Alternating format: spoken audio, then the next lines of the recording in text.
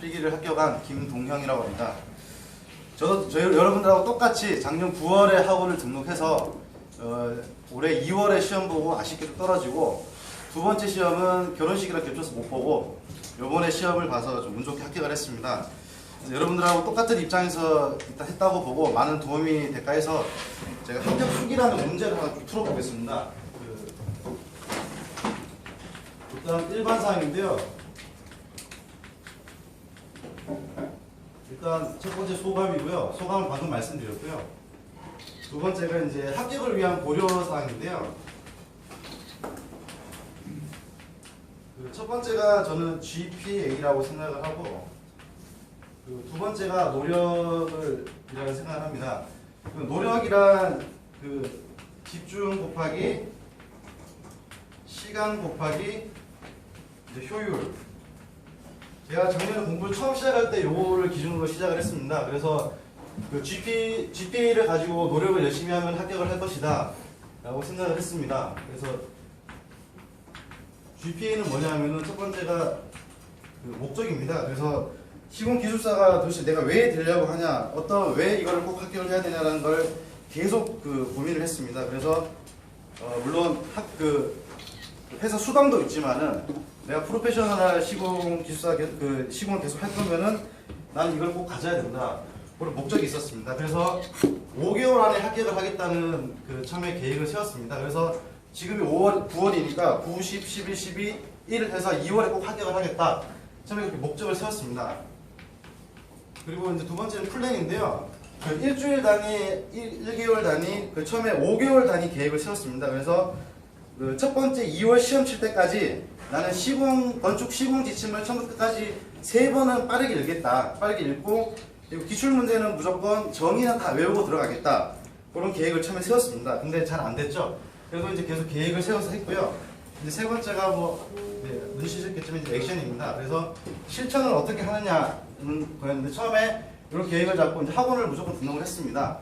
이 시험은 독학으로 해서는 무조건 안 되는 시험이라고 저는 생각을 하는데, 독학을 하면 할수록 길어진다고 봅니다. 그래서 저도 처음에는 좀 자만심을 갖고 5개월 안에 끝내겠다고 했는데, 학원에 와서 이런저런 이제 교육을 받으면서 좀 실력이 높았다고 생각하고요. 세 번째는 이제 노력이라는 측면인데요. 일단 집중이라는 부분에 대해서 이제 어떤 심리적인 측면입니다. 심리적으로 학원 카페를 계속 이제 방문을 하고, 그리고 1일 출석 체크를 하면서 내가 계속 공부를 하고 있다. 그런 걸 이제 놓치지 않으려고 계속 노력을 했습니다. 그게 좀 주요했던 것 같고요. 시간이라는 부분에서 이제 많은 분들이 500시간, 600시간, 700시간 얘기를 하시는데, 일단 직장을 다니는 입장에서는 저는 최초 5개월 첫 시험 때까지는 저녁 9시에서 12시까지는 무조건 공부를 했습니다. 그다음 회식이 있거나 하면은 그 다음날 주말에 좀 채우려고 노력을 했고, 주간에는 3시간 정도 했고, 일단 주말에는 한 8시간 정도를 하려고 했고요. 학원을 무조건 전출을 하겠다는 생각을 했습니다. 그래서 9월부터 제가 1월까지 학원을 한 번도 안 빼먹었습니다. 그래서 수업을 한 번 다 듣고, 모의고사까지 다 보고, 최종 모의고사까지 치고, 쳤을 때 첫 시험이 58.9점이 나왔습니다. 그래서 720점 합격인데 707점이 나왔는데, 학원 수업만 한 번도 안 빼먹고 숙제를 다 하게 되면 그 정도는 누구나 나온다고 저는 판단을 하고 있고요. 이제 효율적인 측면인데, 효율적인 측면에서는 일단 스터디가 있을 거고, 학원 첨삭이 있을 거고, 여러 가지가 있을 텐데, 일단 학원에 와서 스터디원들하고 얘기를 많이 하고, 시공기술사라는 게 논리적으로 문제에 대해서 답을 쓰는 문제이기 때문에, 내가 정리가 안 되고 암기만 돼 있으면 또 쓸 수도 없습니다. 그리고 이 문제를 몰라도 내가 공부를 하나도 안 해도 쓸 수 있는 문제가 이번에 나왔죠. 이제 화재가 많이 발생하고 있는데, 건설 현장에서 화재가 많이 발생하고 있는데, 여기에 대해서 원인과 대책을 써봐라. 이거 공부를 안 해도 쓸 수 있는 문제입니다. 근데 어떻게 목차를 이런 식으로 잡느냐에 따라서 답안 인상이 달라지기 때문에 학원에서 연습을 많이 하시는 게 좋을 것 같습니다. 이제 매준말인데요.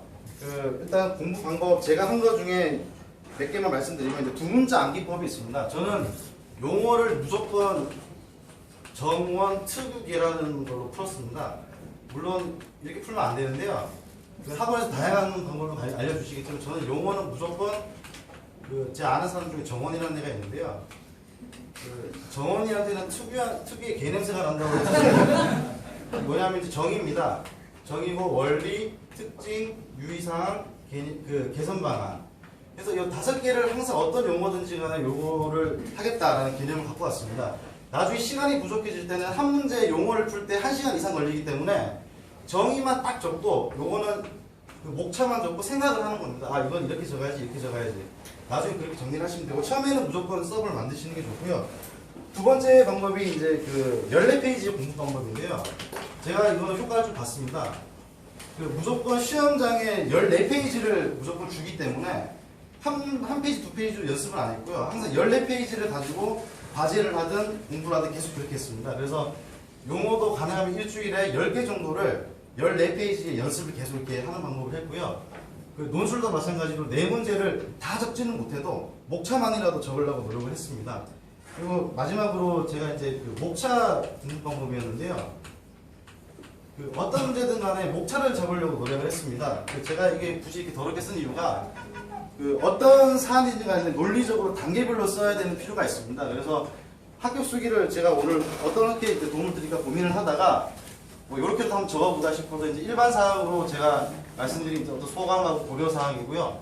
그래서 이제 GPA라는 걸 제 나름대로 만들어봤고 이제 노력이라는 측면하고 맺은말 이렇게 이제 해봤습니다. 그래서 그 어떤 문제에 대해서도 기출 문제 일단 많이 보셔야 될 텐데 그 목차를 한번 잡아보십시오. 그래서 학원에서 알려주는 대로 좀 따라가시다 보면 본인 스타일이 나오게 됩니다. 그래서 이번 시험은 제가 노력한 거에 비해서는 점수가 좀 잘 나온 것 같은데 최초 5개월 공부했을 때가 공부량이 굉장히 좀 많았습니다. 제가 생각을 해도 그래서 여러분들이 충분히 지금 이제 준비를 하셔서 2월에 시험 치셔도 합격을 하실 것 같고요.